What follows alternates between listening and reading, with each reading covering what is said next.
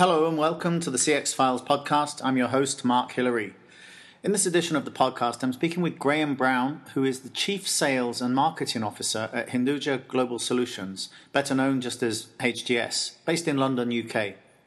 We talked about how emerging technologies are changing CX and creating a need for companies to be smarter about the way they actually contract for CX services. Are we really moving into an era where companies just pay for customer outcomes? Okay, let's go straight to the interview now.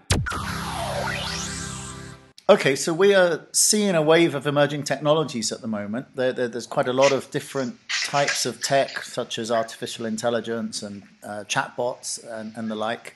And this is this is changing how companies approach CX at present. What opportunities does this create, both for companies that can use this technology for their CX strategy, but also the kind of companies like yourselves that are trying to deliver this? Okay, that's a great question, Mark. I think when we look at this, technology is driving our industry at the moment. It's exciting, but also I think for a number of organisations in our space, it's also quite intimidating. Because technology was always deemed to be an enabler, a foundation for our business, but now it's actually driving a lot of our business. So, we're embracing a lot of the new technologies, and actually, I think, like a lot of brands and a lot of organisations, we're still looking at what the potential of these technology innovations are. When we look at it, and you mentioned a few of them there, things around, artificial intelligence, RPA, in a lot of our back office environments, we're seeing huge benefits of applying this type of technology. Not only is it removing cost for the client, which obviously is a great thing because we don't need as many people to deliver the service, if you like. It's also improving the customer experience, because where certain back office functions were delaying process, and I think of things like healthcare, where potentially people are wanting to make claims and start to receive treatment, having to wait before that treatment is then approved, can create some large emotional stress, if you like. So, technology's had a really beneficial impact, because we've been able to deliver the same level of services with fewer people, but actually speed up the process as well, which means that they can get more timely resolutions. And that's an example from healthcare, but that's true across all industry sectors. So I think from that perspective, it's really exciting. There is so much opportunity within RPA. Back office is perhaps the easier area to look at because you're following distinct processes. But in front office, there's also a lot of opportunity. We've spoken about chatbots, and there are some organisations that have embraced this, incredibly well. Amazon is a great example of where they've deployed chatbots within their customer service, and it's removed a lot of contact into their live agent channels, if you like, but also just improve the experience for users, and I'm and I can see the benefit of this. It's doing a huge amount of positive impact for our industry. I think the great thing about all of this technology is actually it's improving the customer experience, but at the same time also it's making the role of our organisation and the people, the talent that we have supporting our clients, it makes their role richer as well. Because, if you look at a general contact centre role, Mark, they're deemed to be relatively low skilled. People, at least in the UK market, aren't proud to say, I work in customer services for company X or company Y. And why is that? Well, because they don't necessarily see the value of the job they do, because they're dealing with a lot of volume, and actually a lot of that volume is actually low value type activity. Technology is now removing a lot of that low value contact and giving them opportunity to work on stuff that becomes a lot more valuable, a lot more complex. So it improves their enjoyment of the role, and also I think positively impacts their impression of the value that they're bringing to the customer and to the organisation. Now, we can go in a million different directions around technology, and channels, etc. And I've spoken about RPA. There are, of course, other things that we can be looking at. The explosion of social media support, asynchronous messaging, and all of that will have a positive impact on the way in which a consumer, a customer engages with brands. What we do have to be careful of, however, is technology is great and technology is positive, but it can be confusing for consumers. So we need to make sure we deploy the right technology for the right type of interaction, because actually, in my experience, consumers don't want channel choice. They don't want a million different ways to interact with a business. What they want is a few ways of interacting with the business that will give them the best outcome, the quickest outcome, the most accurate outcome. So, I would say it's not just about channel choice, it's actually about channel guidance. So as we've got all of these new channels coming into the contact center environment, we need to be making sure that we're giving customers the right choices at the right time to get their issue resolved. Mm-hmm. Does that make sense? Yeah, that makes sense. And I mean, you touched on a lot of points there, but I think that, in summary, there's changing technology, there's emerging technology, there's channels that are changing. We're seeing things like messaging being expanded.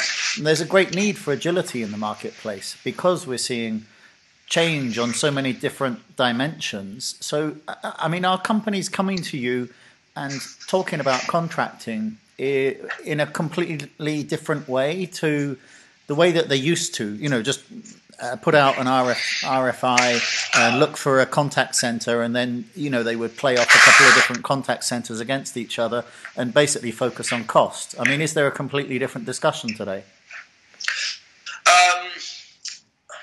I think it depends upon the organisation. I wouldn't say there's been necessarily widespread change. And I'm thinking about my response to that particular question. What I'm seeing more and more of is as organisations go out to market, they're involving more and more the procurement function in that. And actually, I think, the way in which some organisations are contracting today is actually quite confused by the number of stakeholders that are involved in that outsourcing process. I'm not going to give you any specific examples of clients, but I can give you generic examples of where, I've spoken with, heads of customer experience, customer service directors, CX directors, who talk very much about, delivering the evolution of their service, how we can help them to go on a journey with them, how we can adopt new technologies to benefit both their customers and also their organisation in terms of reducing costs. But then actually, when it gets down to the proposal process, it's very much driven through a commercial conversation. And those commercial conversations, driven primarily by procurement, are actually conflicting with the objectives that are being set by these individuals. So that's where I think there is a change, but there is confusion.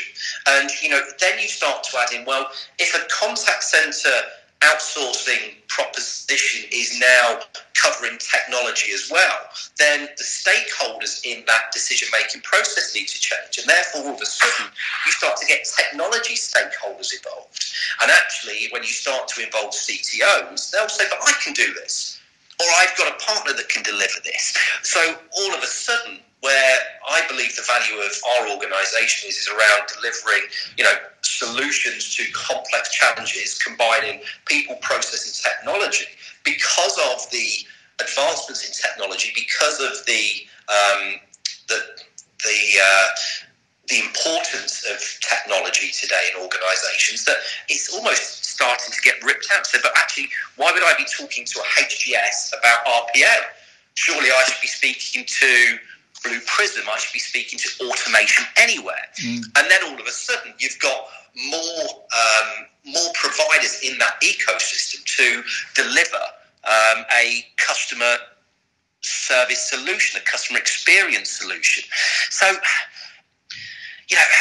I know that doesn't necessarily answer your question. I think, as I said at the beginning, I think there are organisations that are smarter who understand the value that we can bring, and they will have conversations with us about an end-to-end solution that combines all of those facets, and actually they will have the ultimate decision-making powers to make sure that technology or procurement don't run roughshod over the process.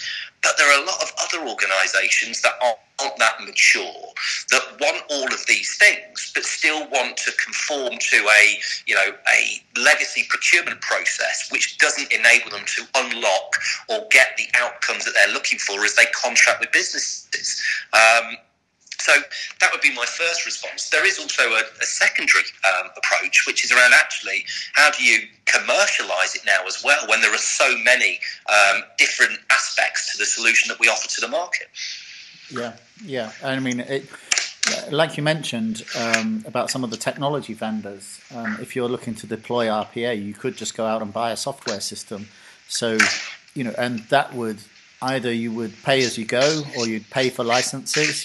And that's completely different from the traditional contact center model of paying for agents based on, number of agents, number of hours required. Yeah, that's right. FTEs. And and with that, not to talk across you there, Mark, so apologies, but it's really interesting that point you made, because actually, we have had conversations, we have bid for work which is purely based upon delivering a technology solution for clients and for prospect businesses. Okay, and we are competing not with our traditional competition, and I won't name any of those, but with technology providers, and actually what they deliver is very, very different. And I think we've learned lessons as we've gone through this process as well. So trying to compete with a technology company to deliver a technology solution is a losing battle.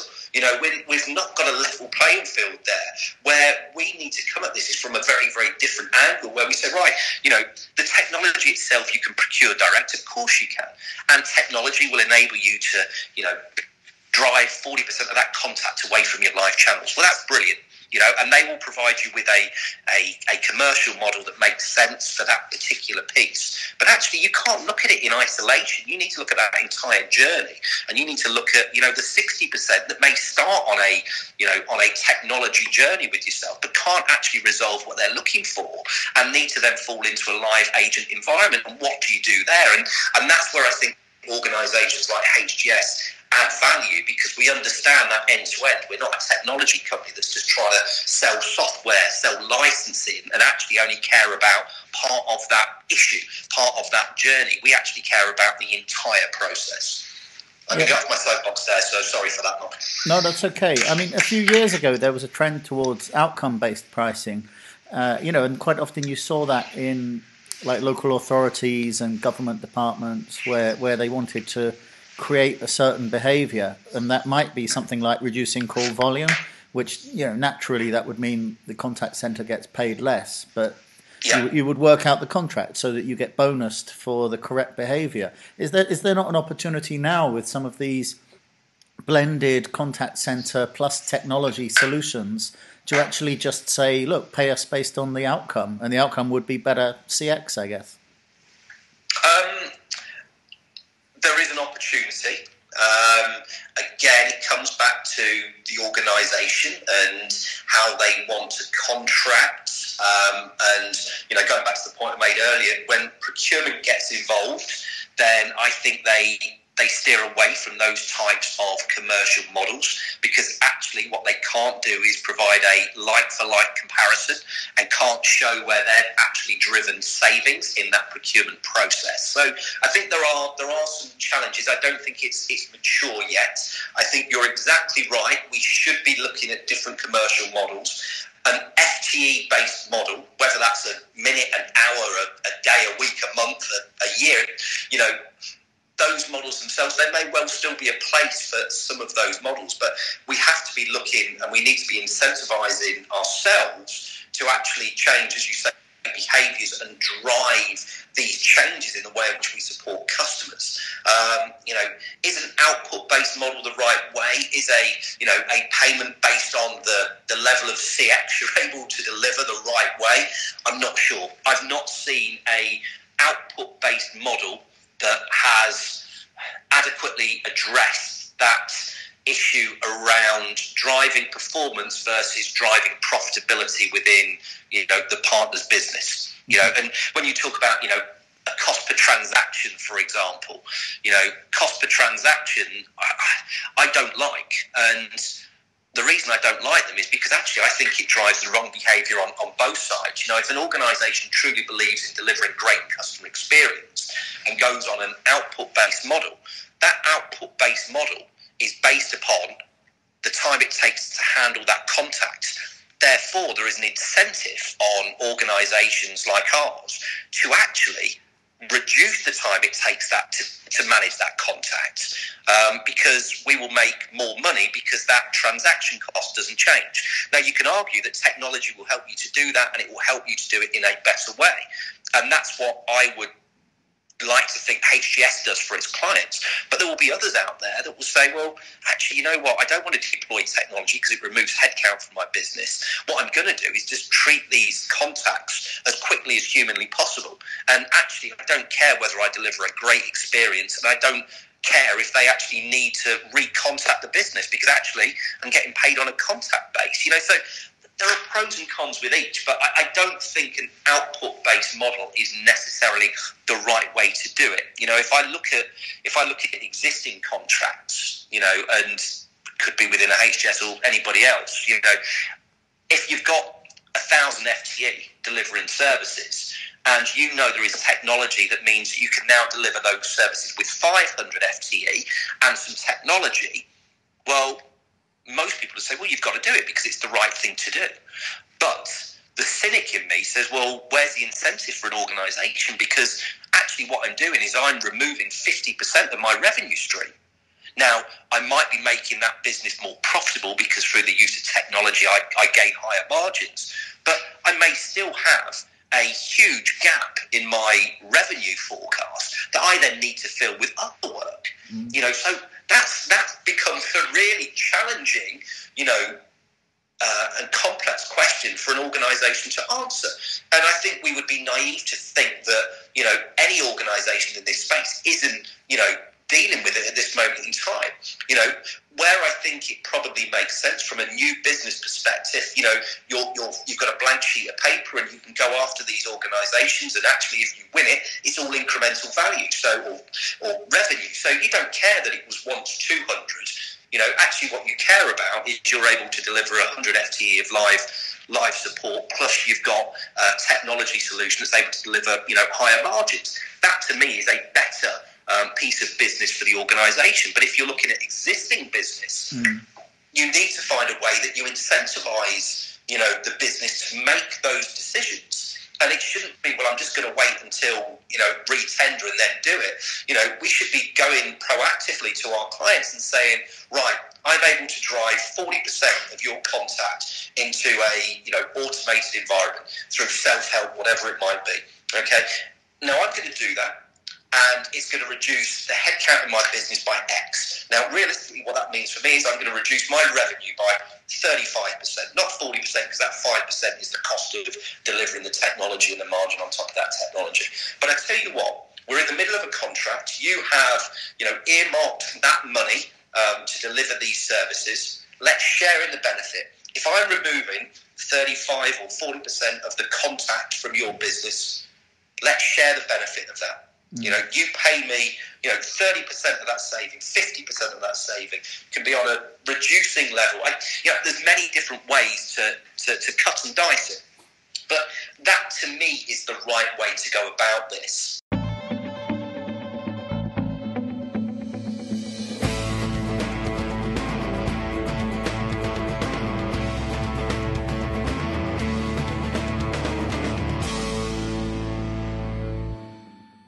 Thanks for listening to the CX Files podcast. Please tell your friends and contacts about the podcast by sharing it using the hashtag #CXFiles. And if you can leave a comment and rating on iTunes, that would be fantastic. Thank you in advance. I'm always open to ideas and suggestions, so if you want topics explored or covered on the podcast, you can find me using @MarkHillary on Twitter. That's Hillary with 2 L's. Or just search LinkedIn for Mark Hillary and CX Files. Thank you and see you next time.